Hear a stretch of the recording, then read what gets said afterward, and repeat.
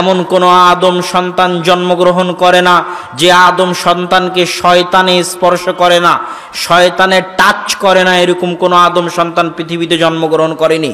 যখন সে জন্ম নেয় প্রথমেই শয়তান টাচ করে, ফায়াস্তাহিল্লু সারিখা, আর শয়তানের টাচে ও চিৎকার করে কেঁদে ওঠে। সন্তান জন্ম নেওয়ার পর যে কেঁদে ওঠে, এটা শয়তানের আঘাতে কেঁদে ওঠে, এটা কাল্পনিক নয়। শয়তান বাস্তবে শয়তানে টাচ করে, এই জন্য কেঁদে ওঠে। শয়তান কাল্পনিক নয়, বাস্তব। রাসূল সাল্লাল্লাহু আলাইহি ওয়াসাল্লাম বলছেন, ইল্লা মারিয়াম ওয়া ইবনুহা, তবে মারিয়াম এবং তার ছেলে ঈসাকে শয়তানে হাত লাগায়নি জন্মের পরে।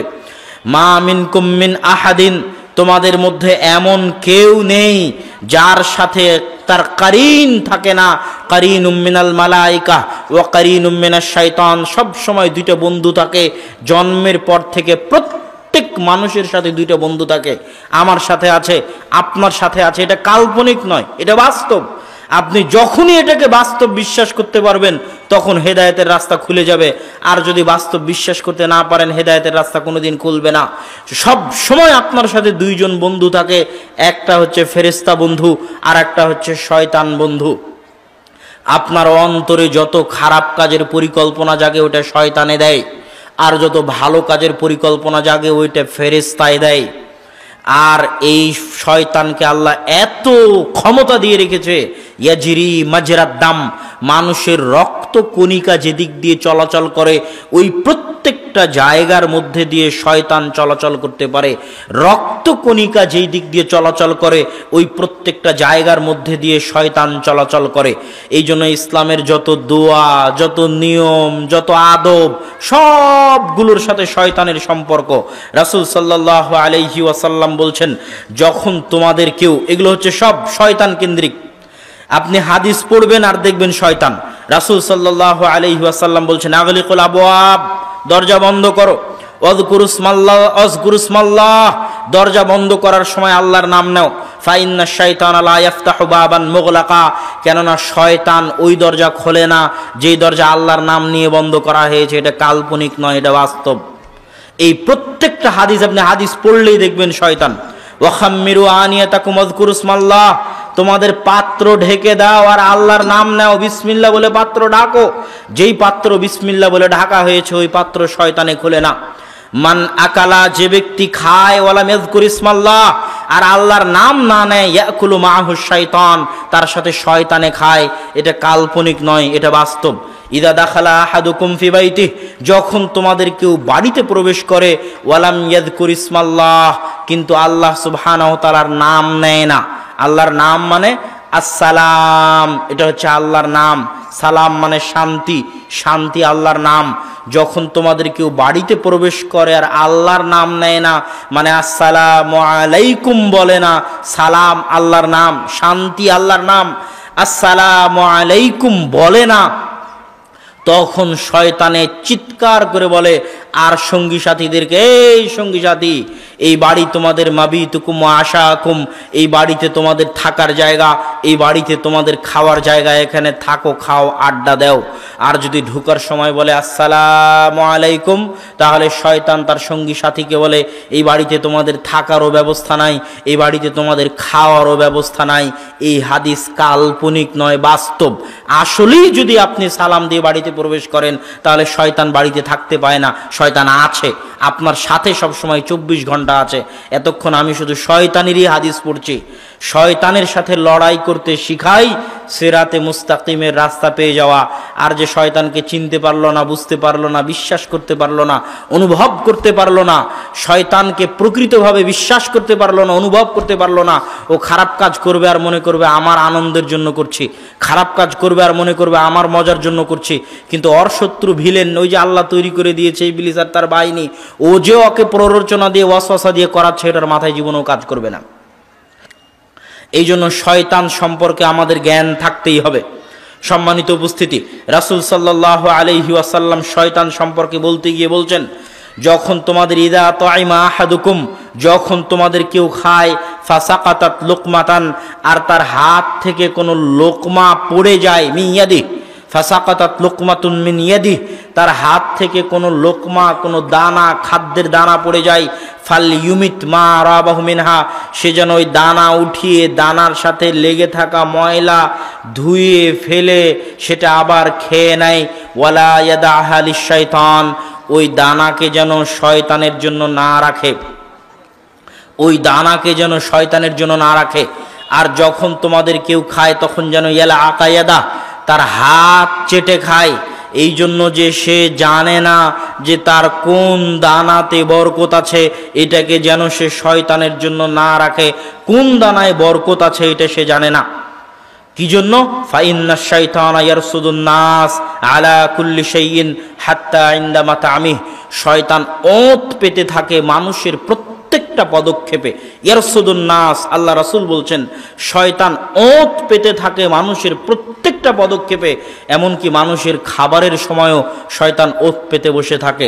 যদি খাবার বিসমিল্লাহ বলে খেলো কিনা, ওঁত পেতে বসে আছে। ডান হাতে খেলো কিনা, ওঁত পেতে বসে আছে। যদি তোমাদের কেউ ডান হাতে না খায়, বাম হাতে খায়, তাহলে তার সাথে শয়তান খায়। রাসূল সাল্লাল্লাহু আলাইহি ওয়াসাল্লামের হাদিস। ওয়াল্লাহি, আল্লাহর কসম, এগুলো একটাও কাল্পনিক কথা নয়, প্রত্যেকটা বাস্তবে শয়তান এই কাজগুলো করে। বাস্তবে শয়তান আপনার খাবার টেবিলে বসে আছে, আপনার কার্যক্রম ওঁত পেতে বসে সে পর্যবেক্ষণ করছে এবং দেখছে, এবং যেখানেও সুযোগ পাবে ওখানেও আপনার উপর হামলা করবে।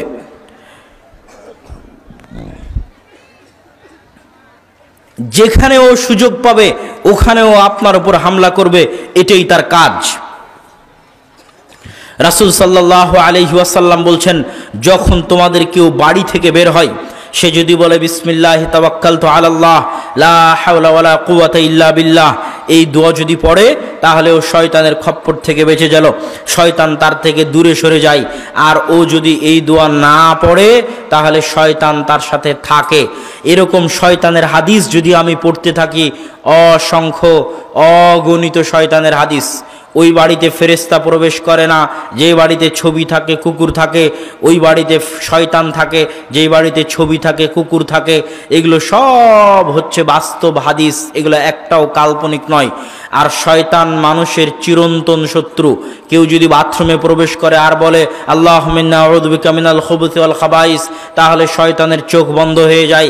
বিসমিল্লাহ বলে শয়তান বললে শয়তান কিছুই দেখতে পায় না। এগুলো সব বাস্তব হাদিস। এই কোরআনের পাতা পাতা উল্টাবেন, দেখবেন আল্লাহ সুবহানাহু ওয়া তাআলা শয়তানের কথা বলছে, মিন বাইনি আইদিহিম ওয়া মিন খালফিহিম। শয়তান শপথ করে বলছে যে আমি আদম সন্তানকে সিরাতে মুস্তাকিম থেকে পথ ভ্রষ্ট করার জন্য চেষ্টা করব তার সামনে থেকে, চেষ্টা করব তার পিছন থেকে, চেষ্টা করব তার ডান দিক থেকে, চেষ্টা করব তার বাম দিক থেকে। তার মানে আপনি চারিদিক দিয়ে শয়তানের ঘেরা টোপে আক্রান্ত হয়ে আছেন। শয়তান আপনাকে চারদিক থেকে ঘিরে আছে। এই শয়তানের খপ্পর থেকে বাঁচার সবচেয়ে বড় মাধ্যম হচ্ছে সালাত। যে হাদিসটা শয়তানের আলোচনার শুরুতে বলেছি, যে রাসূল সাল্লাল্লাহু আলাইহি ওয়াসাল্লাম বলেছেন, তিনজন মানুষও যদি থাকে আর যদি সালাত আযান ইকামত দিয়ে কায়েম না করে তাহলে তারা শয়তানের খপ্পরে পড়বেই পড়বে। কেন আপনি সালাত দিয়ে শয়তান থেকে বাঁচতে পারবেন? সালাত কি এমন উপকার করবে যে আপনি শয়তান থেকে বাঁচতে পারবেন? আল্লাহ সুবহানাহু ওয়া তাআলা পবিত্র কোরআন মাজিদে বলছে, ইন্নাস সালাতা তানহা আনিল ফাহশাই ওয়াল মুনকার। সালাত মানুষকে অন্যায় অনাচারের কাজ থেকে দূরে রাখে।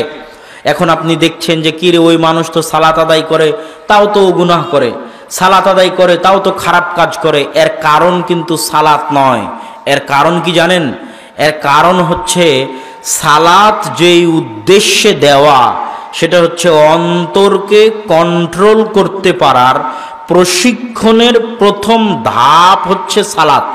পৃথিবীতে মানুষ যত গুনাহ করে, সব গুনাহের মূল কারণ হচ্ছে শয়তানের ওয়াসওয়াসা থেকে নিজের অন্তরকে কন্ট্রোল করতে পারে না। যত গুনাহ করে সব গুনাহের মূল কারণ হচ্ছে শয়তানের ওয়াসওয়াসা থেকে নিজের অন্তরকে কন্ট্রোল করতে পারে না। এখন একটা কাজ করার জন্য তো আপনাকে প্রশিক্ষণ নিতে হবে। আপনি যদি অন্তরকে কন্ট্রোল করতে চান তাহলে আপনাকে কিছু করেই অন্তরকে প্রশিক্ষণ দিতে হবে কন্ট্রোল করার। আর অন্তরকে কন্ট্রোল করার সবচেয়ে বড় মাধ্যম, অন্তরকে কন্ট্রোল করার সবচেয়ে বড় মাধ্যম হচ্ছে সালাত। ওই যে রাসূল সাল্লাল্লাহু আলাইহি ওয়াসাল্লামের হাদিস, কেউ যদি টানা 40 দিন তাকবীরে তাহরিমা, তাকবীরে উলা, প্রথম তাকবীর, তাকবীরে তাহরিমার সাথে টানা 40 দিন জামাতে সালাত আদায় করে, তাহলে ও জাহান্নাম থেকে মুক্ত। আল্লাহু আকবার। কিন্তু আপনি শুরু করেন, দেখি পারেন কিনা, কয়দিন টিকতে পারেন? টিকতে পারবেন না, খুব কঠিন। আপনার অন্তরের জন্য সবচেয়ে বড় চ্যালেঞ্জ হচ্ছে 5 ওয়াক্ত সালাতে মসজিদে উপস্থিত হওয়া। এটাই সবচেয়ে বড় চ্যালেঞ্জ। আপনি দেখবেন যে নামাজি কিন্তু গুনাহ করছে, ও 5 ওয়াক্ত সালাতে নিয়মিত মসজিদে উপস্থিত হয় না রে বাবা। ও নামাজ ঠুকঠুক পড়ে, এক ওয়াক্ত পড়লো, এক ওয়াক্ত ছাড়লো, এক ওয়াক্ত মসজিদে যায়, তার এক ওয়াক্তে যায় না। নিয়মিত 5 ওয়াক্ত সালাতে মসজিদে উপস্থিত হওয়া, এটা আপনার অন্তরের জন্য সবচেয়ে বড় চ্যালেঞ্জ। আর ওই যে 40 দিন টানা আপনি 5 ওয়াক্ত সালাত তাকবীরে তাহরিমা সহ পড়লেন, এটা যেন আপনার অন্তরকে প্রশিক্ষণ দেওয়ার প্রথম ধাপ কমপ্লিট করে ফেললেন। আর আপনার অন্তরকে যখন আপনি এতখানি কাবু করতে পেরেছেন যে 5 ওয়াক্ত সালাতে মসজিদে নিয়ে যেতে পারছেন অন্তরকে, তাহলে অন্য গুনাহ থেকে অন্তরকে কন্ট্রোল করার ক্ষমতা অটোমেটিক আপনার মধ্যে চলে আসবে। আমি মনে হয় বুঝাতে পারিনি আপনাদেরকে। আমি যদি বুঝাতে না পারি তাহলে এটা আমার ব্যর্থতা। ওই যে মুসল্লি পাপে লিপ্ত আছে, পাপ করছে, ও নিয়মিত 5 ওয়াক্ত সালাত মসজিদে জামাতের সাথে আদায় করে না, এই জন্য এখনো আর নামাজ ওকে গুনাহ থেকে বিরত রাখতে পারেনি। অন্তরকে প্রশিক্ষণের প্রথম ধাপ নিয়মিত 5 ওয়াক্ত সালাত মসজিদে উপস্থিত করার মতো এই চ্যালেঞ্জ মোকাবেলা করা। আর অন্তরকে প্রশিক্ষণের শেষ ধাপ, অন্তরকে প্রশিক্ষণের শেষ ধাপ সালাতুর রাজুলি ফি জাওফিল লাইল ওয়ান নাসু নিয়াম, রাতের অন্ধকারে মানুষের সালাত, যখন অন্য মানুষে ঘুমন্ত। কেউ যদি তাহাজ্জুদের সালাতের আদি হয়ে যায়, অভ্যস্ত হয়ে যায়, নিজের অন্তরকে এতটা কাবু করতে পেরেছে, এতটা কন্ট্রোলে আনতে পেরেছে যে প্রতি রাতে তাহাজ্জুদের সালাতে উপস্থিত হয়ে তাহাজ্জুদের সালাত আদায় করতে পারে, তো ওর অন্তরকে যে এতখানি কন্ট্রোল করতে পেরেছে, ও অন্য অনেক গুনাহ থেকে বিরত থাকার মতো তার অন্তরকে কন্ট্রোল করতে পারবে। এটা অন্তর প্রশিক্ষণের শেষ ধাপ। আর প্রথম ধাপ হচ্ছে 5 ওয়াক্ত সালাতে জামাতে উপস্থিত হতেই হবে। 5 ওয়াক্ত সালাতে জামাতে উপস্থিত হলেন না মানে আপনার হেদায়েতের রাস্তা বন্ধ হয়ে যাচ্ছে, আপনার গুনাহের রাস্তা খুলতে থাকতেছে। এই জন্যই রাসূল সাল্লাল্লাহু আলাইহি ওয়াসাল্লাম বলেছেন, শয়তানের খপ্পর থেকে বাঁচার প্রথম অস্ত্র হচ্ছে 5 ওয়াক্ত সালাতে জামাতে উপস্থিত হওয়া। এখানে আপনাকে আরো একটা মজার জিনিস বলি সালাত সম্পর্কে, যেটা সচরাচর আমাদের দেশের 90% মানুষ জানেও না, বুঝেও না, বলেও না। সেটা কি? সেটা হচ্ছে একজন মুসল্লির সালাতকে খাটো করা হয় তার গুনাহ দিয়ে, তার পাপ দিয়ে। মুসল্লির সালাতকে খাটো করা হয় তার গুনাহ দিয়ে, তার পাপ দিয়ে। বলে আরে ওর নামাজ দিয়ে কি হবে, ওর বউ তো পর্দা করে না, ওর নামাজ দিয়ে কি হবে, ও তো ঘুষ খায়, ওর নামাজ দিয়ে কি হবে, ও তো সুদ খায়, ওর নামাজ দিয়ে কি হবে, ও তো সুদি ব্যাংকে চাকরি করে। এখানে তার সালাতকে খাটো করা হচ্ছে তার গুনাহ দিয়ে, তার সালাতকে খাটো করা হচ্ছে তার গুনাহ দিয়ে। অথচ বিষয়টা এমন নয়। হ্যাঁ, আমরা তাকে উদ্বুদ্ধ করার জন্য বলতে পারি যে আপনি সালাত আদায় করেন তো কেন ঘুষের সাথে জড়িত আছেন, উদ্বুদ্ধ করার জন্য তাকে বলতে পারি, কিন্তু তার ঘুষের কারণে তার সালাতকে খাটো করতে পারি না। কি জন্য? এখানে আপনাকে দুটো সূক্ষ্ম জিনিস বলে রাখি সালাত সম্পর্কে। এক, আল্লাহ সুবহানাহু তাআলার নিষেধ লঙ্ঘন করার চাইতে আল্লাহ সুবহানাহু তাআলার আদেশ লঙ্ঘন করা মহাপাপ। আল্লাহ সুবহানাহু তাআলার নিষেধাজ্ঞা অমান্য করার চাইতে আল্লাহ সুবহানাহু তাআলার আদেশ লঙ্ঘন করা বড় পাপ। ইবনুল কাইয়িম রাহিমাহুল্লাহ বইয়ের মধ্যে লিখেছেন যে আল্লাহ সুবহানাহু তাআলার আদেশ, আল্লাহ সুবহানাহু তাআলার নিষেধ অমান্য করার চাইতে আল্লাহর আদেশ লঙ্ঘন করা বড় পাপ। আল্লাহর নিষেধ কি? আল্লাহ সুবহানাহু ওয়া তাআলা বলেছেন সুদ খাওয়া হারাম। আহাল্লাল্লাহুল বাইআ ওয়া হাররামার রিবা। আল্লাহর আদেশ কি? আকিমুস সালাত, সালাত কায়েম করো।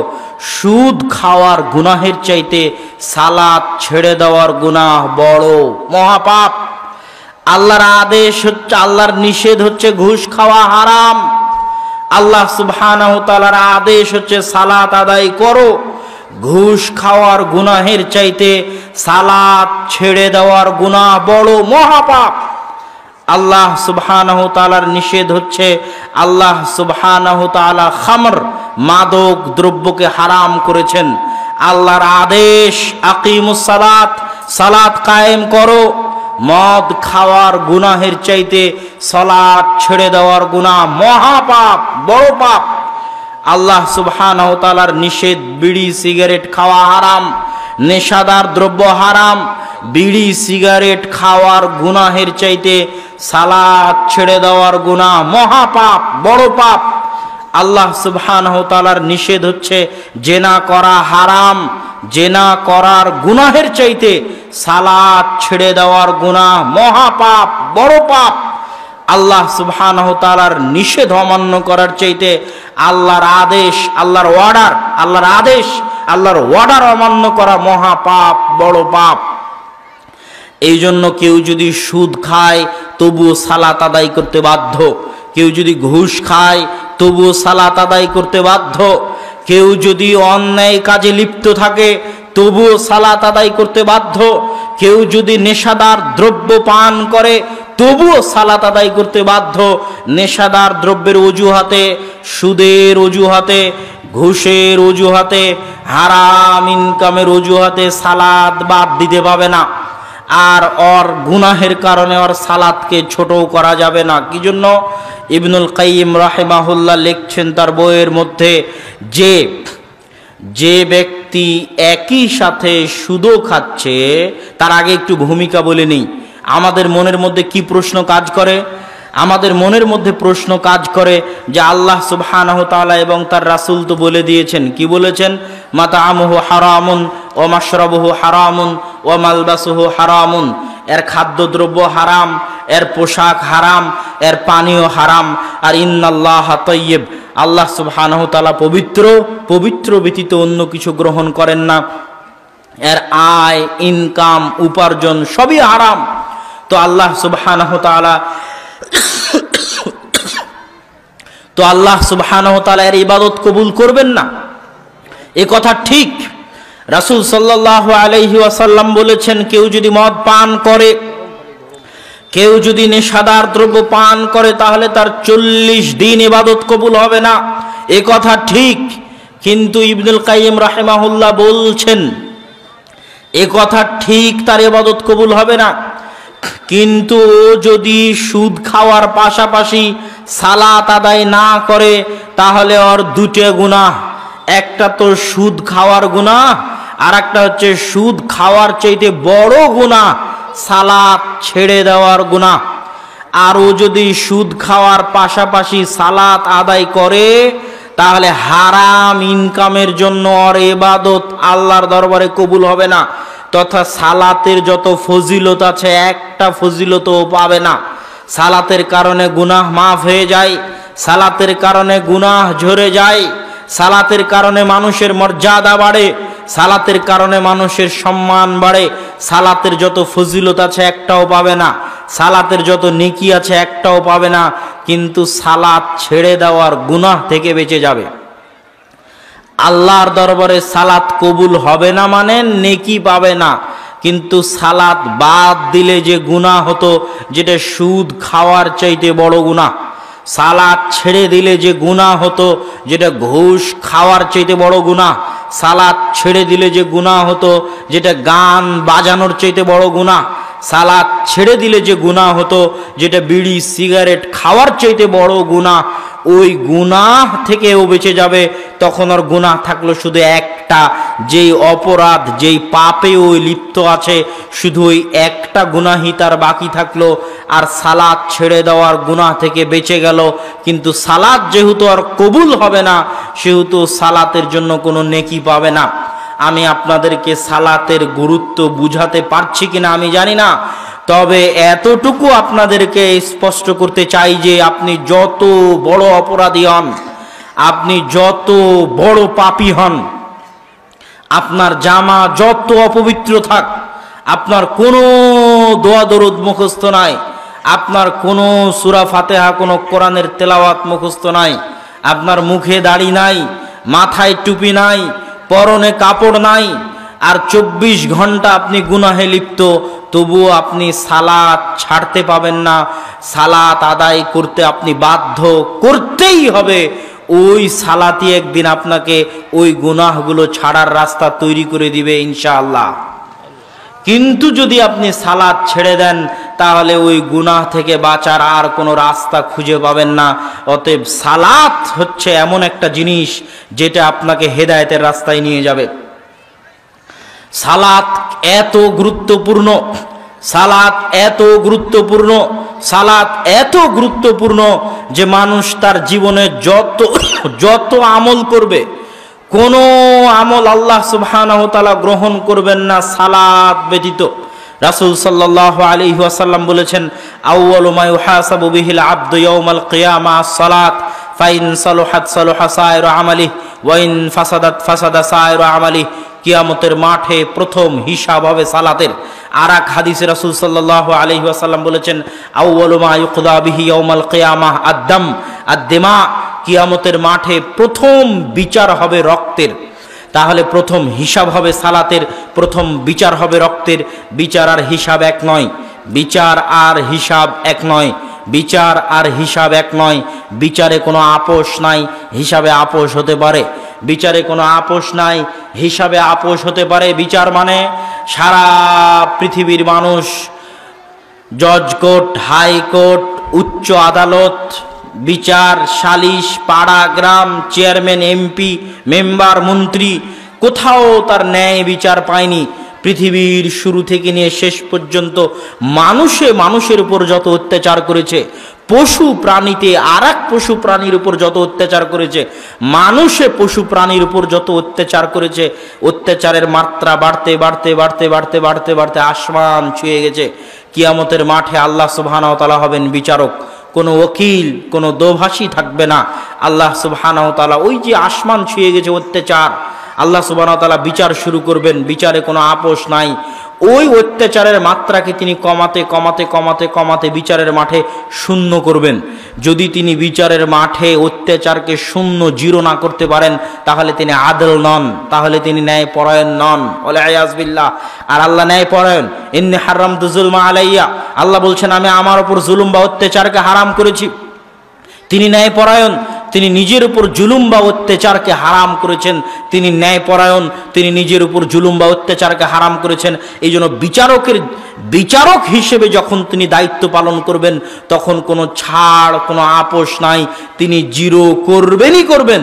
অত্যাচারের মাত্রাকে তিনি জিরো করবেনই করবেন।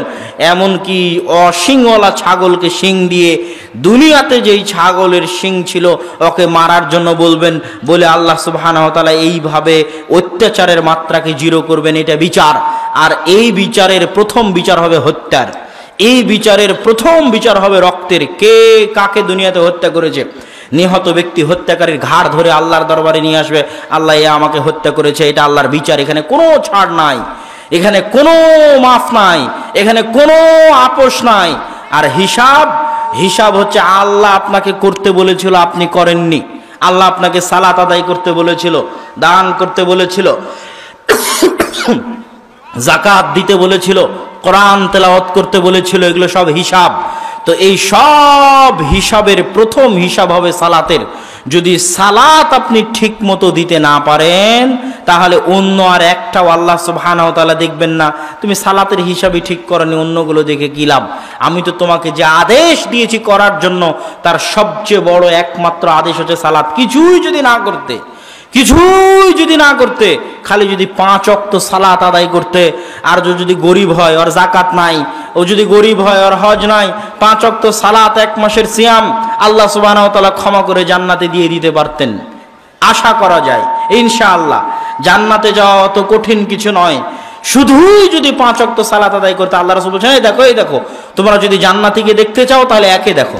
ও কিছুই বলেনি, খালি বলেছে আল্লাহ রাসূল আপনি যা বলেছেন ফরজ কাজ, এই ফরজ ব্যতীত এর কমও করব না, এর বেশিও করব না।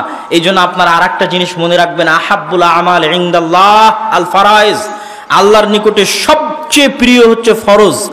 আল্লাহ যেটাকে আপনাকে ফরজ করেছেন ওটা সবচেয়ে প্রিয়। কোটি টাকা দান করার চাইতে জোহরের সালাত জামাতে আদায় করা আল্লাহর নিকটে বেশি প্রিয়। আপনি যত নেকির কাজ করেন না কেন, সব নেকির কাজের চাইতে আল্লাহর নিকটে সবচেয়ে বেশি প্রিয় হচ্ছে যেটা আল্লাহ সুবহানাহু ওয়া তাআলা আপনার উপর ফরজ করেছেন সেটা। খালি ফরজটুকুই করেন, করে আল্লাহর দরবারে যান, আপনার গুনাহ খাতা আল্লাহ সুবহানাহু ওয়া তাআলা আশা করা যায় মাফ করে দিয়ে আপনাকে জান্নাতে দিয়ে দিবে ইনশাআল্লাহ। কিন্তু সালাতই যদি আদায় না করেন, আর যত এদিক ওদিক যান, এটা করেন সেটা করেন, কিছুই আর কিয়ামতের মাঠে কাজে আসবে না। সালাত এত গুরুত্বপূর্ণ, সালাত এত জরুরি, সালাত এত প্রয়োজনীয়।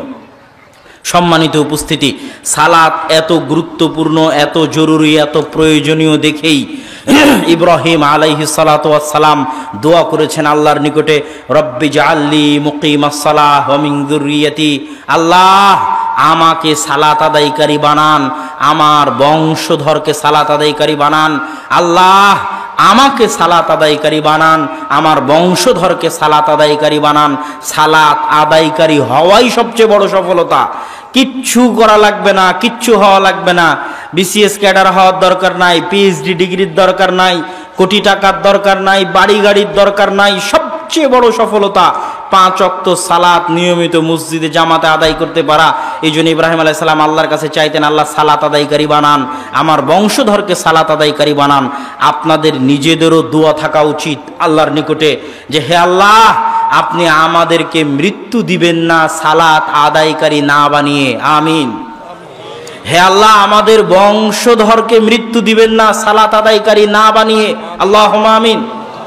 এবং যত পিতা আছেন, যত মাতা আছেন, সন্তানকে এখন থেকেই সালাতের জন্য ডাকবেন, সালাতের জন্য ডাকেন। আপনার এই ডাকার মধ্যে আল্লাহ এমন বরকত দিবে। এখন হয়তো আপনার সন্তান আপনার ডাকে সাড়া দিয়ে সালাত আদায় করছে না, কিন্তু এই ডাকের মধ্যে আল্লাহ এমন বরকত দিবে, একদিন আসবে যেই দিন ও সালাত আদায় করবে। কিন্তু আপনি যদি নাই ডাকেন তাহলে এই বরকত তৈরি হবে কোথায় থেকে? এই জন্য আপনারা সালাত নিজেরা আদায় করবেন, সন্তান সন্ততিকে সালাতের জন্য ডাকবেন, জীবন বাজি রেখে একটাই কাজ করার চেষ্টা করবেন। কিছুই করার দরকার নাই রে বাবা, জীবন বাজি রেখে একটাই কাজ করার চেষ্টা করবেন। পরিবার পরিজন, আত্মীয় স্বজন, বাপ মা, ছেলে মেয়ে সবাই মিলে শুধু একটাই কাজ করার চেষ্টা করবেন, সেটা হচ্ছে সালাত। এই সালাতের আমানত যদি রক্ষা করতে পারেন, দুনিয়ার বাকি সব রাস্তা আপনার জন্য উন্মুক্ত হয়ে যাবে। পৃথিবীতে যারা দুনিয়াবী জীবনেও সফলতা অর্জন করতে চায়, দুনিয়াবী জীবনেও যারা সফলতা অর্জন করতে চায়, তাদেরও সালাতের বাইরে কোনো রাস্তা নাই যে রাস্তা দিয়ে ওরা দুনিয়াবী জীবনে সফলতা অর্জন করবে। কেন এই কথা বললাম? আজকের পৃথিবীতে যারা সফলতার দার্স দেয়, সফলতার আলোচনা করে, তারা মানুষকে সবার আগে শিখায় টাইম ম্যানেজমেন্ট।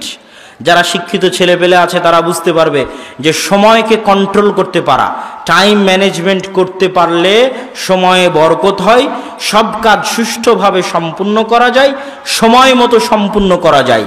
তো এই টাইম ম্যানেজমেন্টের আমার গবেষণা অনুযায়ী সালাতের চাইতে আর কোনো বড় মাধ্যম নাই যেটা দিয়ে মানুষ তার সময়কে কন্ট্রোল করতে পারে।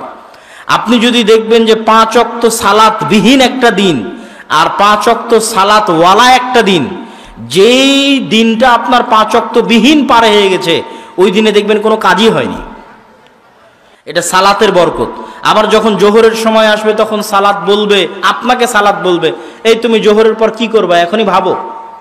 এটা হচ্ছে আপনাকে সালাত আপনাকে রিমাইন্ড করছে। আর আপনি যদি ওই ক্যারাম বোর্ড খেলতে থাকছেন, জুয়া খেলতে থাকছেন, কখন জোহর থেকে আসর হয়ে গেছে, আসর থেকে মাগরিব হয়ে গেছে, মাগরিব থেকে ইশা হয়ে গেছে, দিন পার হয়ে গেছে, আপনি বুঝতে পারেননি।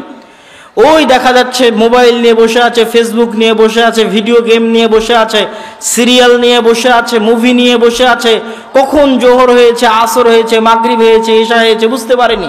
ওর দিন কিভাবে পার হয়ে গেছে বুঝতে পারেনি। আর ও যদি ওই খারাপ কাজটা করা অবস্থাতেও যদি সালাত আদায় করতো, তাহলে জোহরের সালাতের সময় জোহরের সালাত ওকে একবার রিমাইন্ড দিত, এরপরে কি করবা। আবার আসরের সময়কে আর একবার রিমাইন্ড দিত, আর এরপরে কি করবি। আবার মাগরিবের সময় আরেকবার রিমাইন্ড দিতে, এরপরে কি করবি? এশার সময় আরেকবার রিমাইন্ড দিতে, এরপরে কি করবি? তাহলে যত কাজেই ব্যস্ত থাক, প্রত্যেক ব্যস্ততার মাঝে একটা করে ছোট্ট বিরতি আছে, যেই বিরতিতে ও নতুন করে ভাবার সুযোগ পাচ্ছে, দিনটাকে কাজে লাগানোর সুযোগ পাচ্ছে। এটা যে টাইম ম্যানেজমেন্টের যত মূলনীতি আছে, সব মূলনীতিতে সালাতের চাইতে বড় কোনো মাধ্যম নাই, যেটা একজন ব্যবসায়ী, যেটা একজন কৃষক, যেটা একজন ছাত্র, যেটা একজন শিক্ষক, যেটা একজন দোকানদার, যে পর্যায়ে আছে, সকলের বরকতের রাস্তা, দুনিয়াবী সফলতার রাস্তা উন্মুক্ত করে দিবে, এরকম কোনো মাধ্যম সালাতের বাইরে নাই। আর মানুষ আজকের যুগে আত্মহত্যা করে, মানসিক প্রশান্তি খুঁজতে যায়, মানসিক প্রশান্তি খুঁজতে গিয়ে যোগা করে, ধ্যান করে, অমুক তুমুক কত রাস্তা অবলম্বন করে।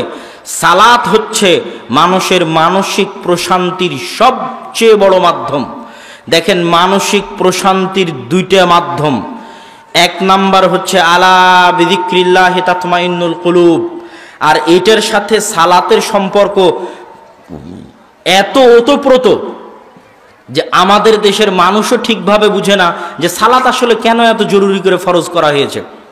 এটা যে যিকরুল্লাহর কারণে সালাত ফরজ করা হয়েছে, এটা মানুষ বুঝতে পারে না। কোরআনের আয়াত দেখবেন, আল্লাহ সুবহানাহু ওয়া তাআলা বলছেন আকিমিস সালাতা লিযিকরি, আকিমিস সালাতা লিযিকরি। আল্লাহ বলেছেন কোরআনে আকিমিস সালাতা লিযিকরি, আল্লাহকে স্মরণ। আল্লাহকে স্মরণ কেমন বিষয়, আল্লাহকে স্মরণ কেমন বিষয় সেটা আপনাকে একটু 2 মিনিট দেখাই। ইউনুস আলাইহিস সালাতু ওয়াস সালাম আল্লাহর নবী, আল্লাহর নবী মাছের পেটে আছেন। আল্লাহ কি জানেন না যে তার নবী মাছের পেটে? অবশ্যই জানে আল্লাহ সুবহানাহু ওয়া তাআলা যে তার নবী মাছের পেটে। তো আল্লাহ সুবহানাহু ওয়া তাআলা কি তার নবীকে ভালোবাসেন না? অবশ্যই ভালোবাসেন। আল্লাহ সুবহানাহু ওয়া তাআলার কি তার নবীর সাথে কথা হয় না, যোগাযোগ হয় না? অবশ্যই তার সাথে কথা হয়, যোগাযোগ হয়। আল্লাহ জানেন তার নবী মাছের পেটে, আল্লাহ তার নবীকে ভালোবাসেন, আল্লাহর সাথে তার নবীর যোগাযোগ হয়, কথা হয়।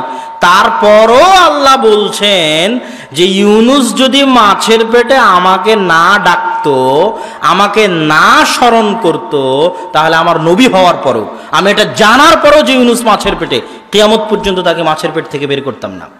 আল্লাহু আকবার। তাহলে আল্লাহ তার নবীর কাছেও চান যে তার নবী তাকে বিপদে পড়ে ডাকুক। লা ইলাহা ইল্লা আনতা সুবহানাকা ইন্নী কুনতু মিনাজ জালিমিন, এই আয়াতের পরে কোরআনে আল্লাহ সুবহানাহু ওয়া তাআলা এই কথা বলেছেন। মুসা আলাইহিস সালাতু ওয়াস সালামকে আল্লাহ সুবহানাহু ওয়া তাআলা বলছেন ইযহাব ইলা ফিরআউন, যাও ফিরআউনের নিকটে, দাওয়াত দাও ফিরআউনকে। মুসা আলাইহিস সালাতু ওয়াস সালাম ওজুহাত আল্লাহর সামনে পেশ করলেন। মুখ পুড়ে গেছে, কথা ভালো করে বলতে পারি না, আমার ভয় হয় আমার সাথে একজন পরামর্শ দানকারী দেন, যাতে সে আমাকে পরামর্শ দিতে পারে এবং আমার জন্য শক্তি হিসেবে কাজ করে। যখন মুসা আলাইহিস সালাতু ওয়াস সালাম আল্লাহকে বললেন যে আমার জিহ্বা কাজ করে না, তখন আল্লাহ চাইলে সাথে সাথেই মুসা আলাইহিস সালাতু ওয়াস সালামের জিহ্বা ঠিক করে দিতে পারতেন। আল্লাহ জানছেন যে মুসার জিহ্বা এতদিন থেকে পুড়ে আছে, এতদিনও আল্লাহ মুসা আলাইহিস সালামের জিহ্বা ঠিক করে দেননি। যখন মুসা আলাইহিস সালাতু ওয়াস সালাম বলছেন না আমার জিহ্বায় সমস্যা, তখনও আল্লাহ সুবহানাহু ওয়া তাআলা মুসা আলাইহিস সালামের জিহ্বা ঠিক করে দেননি। আল্লাহ আবার পাল্টা মুসা আলাইহিস সালামকে বলছেন, মুসা আলাইহিস সালাম জিহ্বা যদি ঠিক করতে চান তাহলে আমার কাছে দোয়া করেন, রব্বিশ রাহলি সাদরি ওয়া ইয়াসসির লি আমরি ওয়াহলুল উকদাতাম মিন লিসানি ইয়াফকাহু কওলি। যেখানে আল্লাহর সাথে নবীর রানিং কথোপকথন হচ্ছে, আল্লাহ জানছে নবীর এই সমস্যা, আল্লাহ নবীকে দাওয়াত দেওয়ার জন্য পাঠাচ্ছে, নবীও বলছে আমার এই সমস্যা, সেখানে আল্লাহ আবার পাল্টা নবীকে বলছে আমার কাছে চাইতে হবে। আল্লাহু আকবার।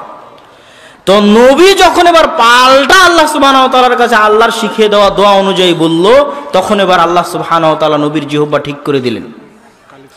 তাহলে এইটা হচ্ছে আল্লাহ সুবহানাহু ওয়া তাআলার জিকির, আল্লাহ সুবহানাহু ওয়া তাআলার স্মরণ, আল্লাহ সুবহানাহু ওয়া তাআলার ডাক, আল্লাহ সুবহানাহু ওয়া তাআলার আহ্বান। এটা কিভাবে মানুষের অন্তরের সাথে সম্পৃক্ত, কেন মানুষের আত্মিক প্রশান্তি আল্লাহর স্মরণে নিহিত আছে? এই জন্য যে আমার এবং আপনার এই শরীর পৃথিবীতে সৃষ্টি হয়েছে, মায়ের পেটে সৃষ্টি হয়েছে, দুনিয়ার খাদ্য, দুনিয়ার রক্ত মাংস দিয়ে তৈরি হয়েছে, কিন্তু আমাদের শরীরের ভিতরে যে আত্মা আছে, এ আত্মা দুনিয়াতে তৈরি হওয়া নয়, এ আত্মা মায়ের পেটে তৈরি হওয়া নয়, এ আত্মা রক্ত মাংস দিয়ে তৈরি হওয়া নয়, এ আত্মা আল্লাহর ফেরেশতা আসমান থেকে ৪৪ দিন নিয়ে এসে রক্ত মাংসের শরীরে ফু দিয়ে প্রবেশ করিয়েছে। এটা সে আত্মা, যে আত্মা আসমান থেকে এসেছে, দুনিয়াতে তৈরি হওয়া নয়। আর এ আত্মা সে আত্মা, যে আত্মা আল্লাহর সামনে শপথ করেছে, আলাস্তু বিরব্বিকুম ক্বালু বালা, আমি কি তোমাদের প্রতিপালক নই? তখন আত্মা বলেছে, হ্যাঁ আপনি আমাদের প্রতিপালক। এই জন্য যত অন্যায়, যত অত্যাচার, যত গুনাহ, সব গুনাহকে আল্লাহ বলেছেন আত্মার উপর অত্যাচার, সব গুনাহকে। আল্লাহুম্মা ইন্নী যালামতু নাফসি, এই দোয়ার অনুবাদ এটা নয় যে আল্লাহ আমি গুনাহ করেছি মাফ করে দেন। এই দোয়ার অনুবাদ হচ্ছে আল্লাহ আমার আত্মার উপর অত্যাচার করেছি আমি শয়তানের ওয়াসওয়াসায়। রব্বানা যালামনা আনফুসানা, এই আয়াতের অর্থ এটা নয় যে আল্লাহ আমি গুনাহ করেছি আমাকে মাফ করে দেন। এই আয়াতের অর্থ হচ্ছে আল্লাহ আমি আমার আত্মার উপর অত্যাচার করেছি, যে আত্মা আসমান থেকে এসেছে, দুনিয়াতে সৃষ্টি হওয়া নয়। কিন্তু দুনিয়ার এই রক্ত মাংসের শরীরে আসার পর শয়তানের প্ররোচনায় পড়ে ওই আত্মার উপর অত্যাচার করেছি। এটা অত্যাচার। এই অত্যাচারিত আত্মা কাঁদে, এই অত্যাচারিত আত্মা কষ্টে থাকে, এই অত্যাচারিত আত্মা হতবিহব্বল থাকে, এই অত্যাচারিত আত্মা হতাশাগ্রস্ত থাকে, বিষাদগ্রস্ত থাকে। আপনি পাল্টা প্রশ্ন করবেন, কই আব্দুল্লাহ ভাই, আমি তো বুঝতে পারি না, যে আমি তো নামাজ কালামও পড়ি না, আমি তো মদ জুয়া আড্ডা সব খেলি, কই আমার আত্মার উপর যে অত্যাচার হচ্ছে এটা তো আমি বুঝতে পারি না। আমি আপনাকে পাল্টা বলবো, আপনার আত্মার উপর যে আপনি অত্যাচার করছেন এটা বুঝার জন্য আপনি কোনোদিন সময় দিতে পারেননি। কেন সময় দিতে পারেননি? আবার কোরআনের আয়াত থেকে সমাধান নেই। আল্লাহ সুবহানাহু ওয়া তাআলা কোরআনের আয়াতে বলেছেন, আলহাকুমুত তাকাসুর হাত্তা যুরতুমুল মাকাবির, পারস্পরিক ধন সম্পদের প্রতিযোগিতা তোমাদেরকে ভুলিয়ে রেখেছে। কি ভুলিয়ে রাখা? আল্হা শব্দের অর্থ কি? ছোট বাচ্চা যখন মায়ের দুধের জন্য কাঁদে, তখন আপনি ছোট বাচ্চাকে ভুলিয়ে রাখেন যেন মায়ের দুধ না চায়, ঝুনঝুনি দিয়ে ভুলিয়ে রাখেন, মোবাইল বাজিয়ে ভুলিয়ে রাখেন, বাইরে নিয়ে গিয়ে ভুলিয়ে রাখেন, হাসি খেল তামাশার মাধ্যমে ভুলিয়ে রাখেন। ওই যে ছোট বাচ্চাকে আপনি খেলনা দিয়ে, মোবাইল দিয়ে, ঝুনঝুনি দিয়ে কোনো একটা কিছু থেকে ভুলিয়ে রাখতেছেন, দুনিয়ার চাকচিক্য, দুনিয়ার মোহ আপনাকে ওইভাবে ভুলিয়ে রেখেছে আপনার মৃত্যু থেকে, আপনাকে ওইভাবে ভুলিয়ে রেখেছে আপনার কবর থেকে, আপনাকে ওইভাবে ভুলিয়ে রেখেছে আপনার মৃত্যু থেকে। ওই যুবক তো রাত্রে ঘুমাতে ঘুমাতে মোবাইল চালিয়েছে, ঘুম থেকে উঠে আবার মোবাইলে হাত দিয়েছে, তাহলে ও কখন তার আত্মাকে সুযোগ দিল এটা বুঝার জন্য যে ও তার আত্মার উপর অত্যাচার করছে? ওকে তো আলহাকুমুত তাকাসুর হাত্তা যুরতুমুল মাকাবির, ওর মোবাইল ওকে ভুলিয়ে রেখেছে যে ও একদিন মারা যেতে পারে, ওর গান বাজনা ওকে ভুলিয়ে রেখেছে ও একদিন মারা যেতে পারে, ওর মুভি সিনেমা জুয়া তাস ওকে ভুলিয়ে রেখেছে যে ও একদিন মারা যেতে পারে, ওর মৃত্যু নিশ্চিত, এই মৃত্যু থেকে ওকে ভুলিয়ে রেখেছে। যখনই আপনাকে আমি চ্যালেঞ্জ দিয়ে বলছি আপনি একটা সেকেন্ড আপনার আত্মাকে সময় দেন না, একটা সেকেন্ড সময় দেন, নির্জন রাত্রিতে মোবাইল বন্ধ করে দিয়ে, পৃথিবীর মানুষজন, স্ত্রী পুত্র আত্মীয় স্বজন ধন সম্পদ সবকিছু থেকে আলাদা হয়ে একটা সেকেন্ড আপনার আত্মাকে সময় দিয়ে দেখেন, আপনার চোখ দিয়ে যদি পানি না বের হয়েছে আপনার আত্মার উপর অত্যাচার করার কারণে, আপনার মৃত্যুর স্মরণে, নিশ্চিত মৃত্যুর স্মরণে আপনার চোখ দিয়ে যদি পানি না বের হয়েছে, তাহলে আপনি মনে করবেন যে আমি আলোচনা আপনাদেরকে ভুল বুঝিয়েছি, কোরআন হাদিস আমি ভুল বুঝেছি, কোরআন হাদিস আমি সঠিকভাবে বুঝতে পারিনি। আপনি আপনার আত্মাকে সময় দেন না, আলহাকুমুত তাকাসুর, আপনার মৃত্যুকে আপনি শয়তানের ধোকায় পড়ে সবসময় ভুলে থাকার চেষ্টা করেন যে আমি মারা যাব। মানুষ আপ্রাণ চেষ্টা করে এটা ভুলে থাকার যে মানুষ মারা যাবে। রাত দিন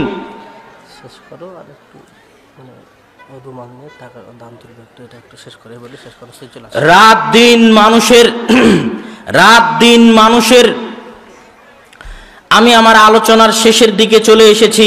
আমি বলছিলাম যে আত্মার খোরাক হচ্ছে সালাত।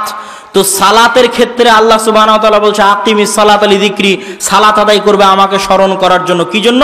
দিনে রাতে 24 ঘন্টায় আমি চাইতাম মানুষ তুমি 50 বার আল্লাহকে স্মরণ করো।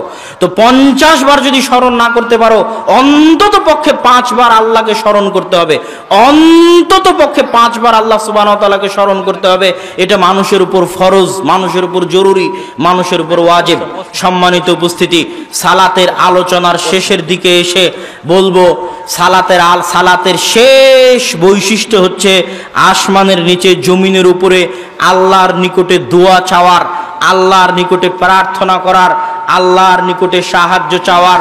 সালাতের চাইতে বড় কোনো মাধ্যম নেই, সালাতের চাইতে উত্তম কোনো মাধ্যম নেই, সালাতের চাইতে শ্রেষ্ঠ কোনো মাধ্যম নেই। আল্লাহর নিকটে দোয়া চাওয়ার সবচেয়ে বড় মাধ্যম হচ্ছে সালাত। এই জন্য রাসূল সাল্লাল্লাহু আলাইহি ওয়াসাল্লাম বৃষ্টি চাওয়ার জন্য সালাতের ব্যবস্থা করলেন। এই জন্য রাসূল সাল্লাল্লাহু আলাইহি ওয়াসাল্লাম চন্দ্রগ্রহণের বিপদ থেকে বাঁচতে সালাতের ব্যবস্থা করলেন।